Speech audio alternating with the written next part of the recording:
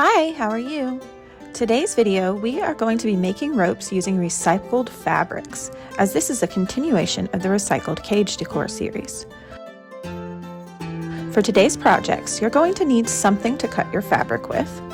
I'm going to be using a metal ruler, a rotary cutter and mat, as well as scissors. We're also going to be using a pair of leggings, a long sleeve t-shirt, and a fleece blanket. We're going to start with the fleece blanket. This is a cheap one from Walmart. They usually come out around the holidays and they run about $5-ish depending on the thickness and if it's smooth like this one or fluffy. I don't like the fluffy ones because they make a huge mess when you cut them, so I prefer these smoother blankets. You can also use these to make no-sew hammocks. I have a video tutorial for that in the description and cards. Start by removing the wrapper and unrolling your blanket. If you are using a blanket from your closet, we're going to be folding it in half before cutting it. Due to the size of my cutting mat, I did fold the end just a little so that the blanket fit on the mat. Next, you're going to cut the blanket into strips, roughly 3 inches wide. I'm using my rotary cutter and yardstick for this just because I find that easier, but you can use scissors and just eyeball this. You do not have to cut straight pieces. I did decide to switch to my electric scissors for this project just to make it go a little faster. If you happen to want a pair of electric scissors, I have a link to them in my description. A small portion of each purchase from the link does come back to me as an Amazon associate. I love my electric scissors because with my carpal tunnel that randomly decides to flare up, this allows me to still do projects.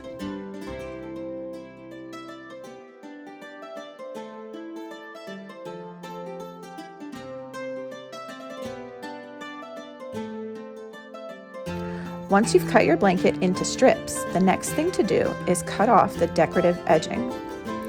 The stitching tends to be polyester, so we don't want that on the blanket as it is a toe and tail hazard.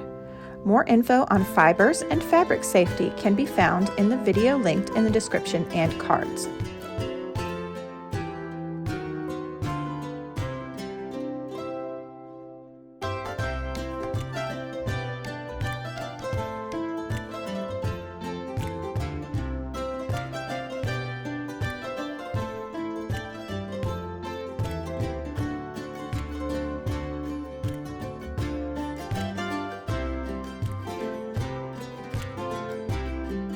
Lining up the short edges of your blanket, tie a knot in the end. I laid something heavy on this to hold it down so I could start braiding, but you could also pin this to something like your pants, a pillow, or the arm of a chair to hold it in place as you braid.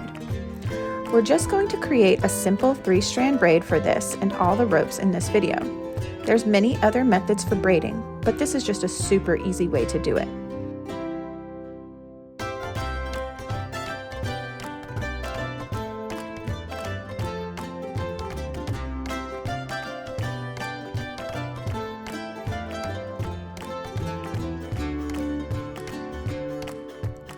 When you get about 8 inches from the end, you're going to tie a knot securely at the base of the braid, holding it in place.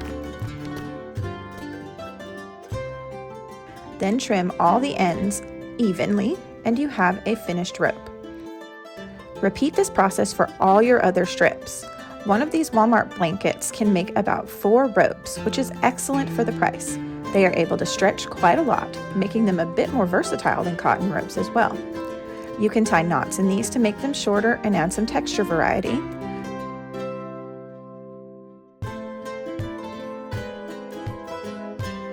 Knot them together to make a fun crisscross shape.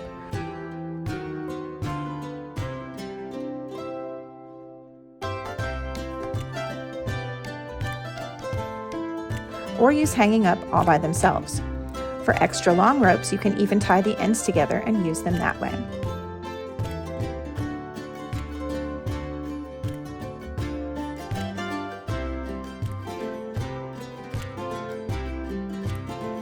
Using these ropes, you can even make nets from your fleece.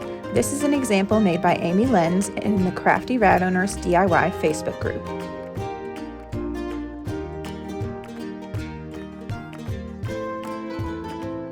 Take a pair of leggings. These can be any size, but bigger leggings will make a bigger rope. And simply tie knots throughout the legs and in the middle.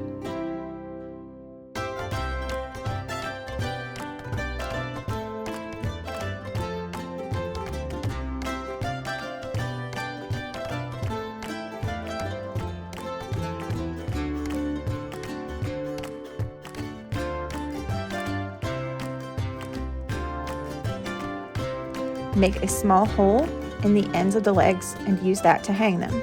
I've mentioned before that plastic shower rings and lanyard clips are my preferred method for hanging things. These have worked well in my Critter Nation cage as well as my bin cages and are cheap and easy to acquire. However, you can use pretty much anything to hang these up. Birdseed clips,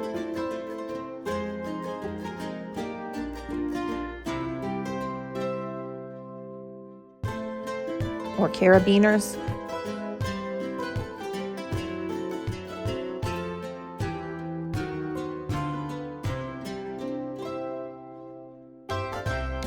curtain clips,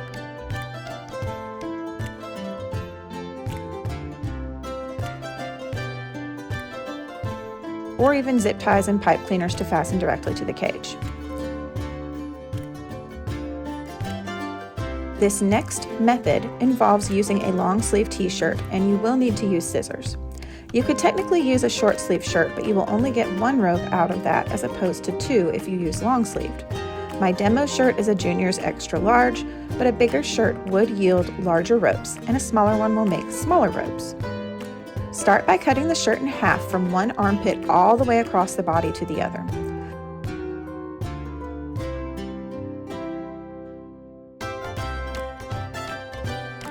We're going to use the top half of the shirt first, and also the same process as we did for the leggings, simply knotting the sleeves and the center all the way across.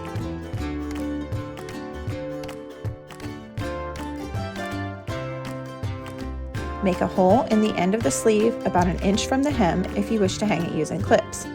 You could also just tie a knot around a hanger on each end of the shirt, provided that the hanger can go through the washer.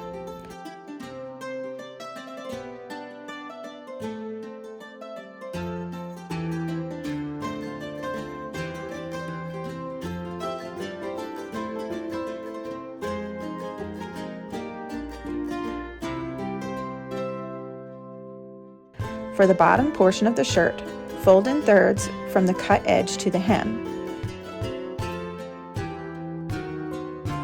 Then cut straight across, making 3 even pieces.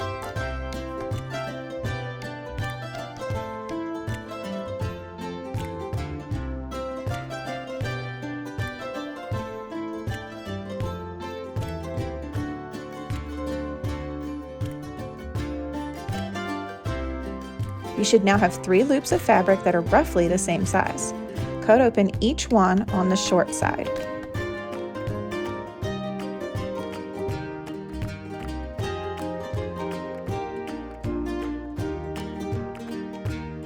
Tie a knot at the top of the short ends.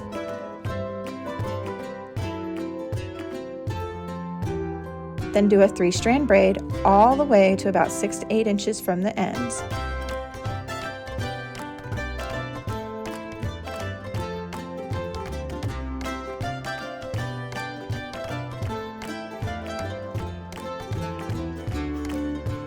Tie a knot in this end as well, making sure to pull it very tight so the knot is secure. Trim your ends so that they are even. T-shirts are going to be extra stretchy, even more stretchy than fleece because of the way that they are made. I choose to use zip ties and lanyard clips on this last rope, but once again you can use any method you wish to hang these up. If none of the methods I've mentioned so far seem to work for you, you might want to check out my Rigging Your Rat Cage video. There's a link in the cards and description to it. At least 8, if not 10 of the ways to hang things in your cage is in that video. And there's talk about dangerous hangers as well. I hope this video gives you some ideas on how to use ropes in your cage. Thanks for watching. Bye!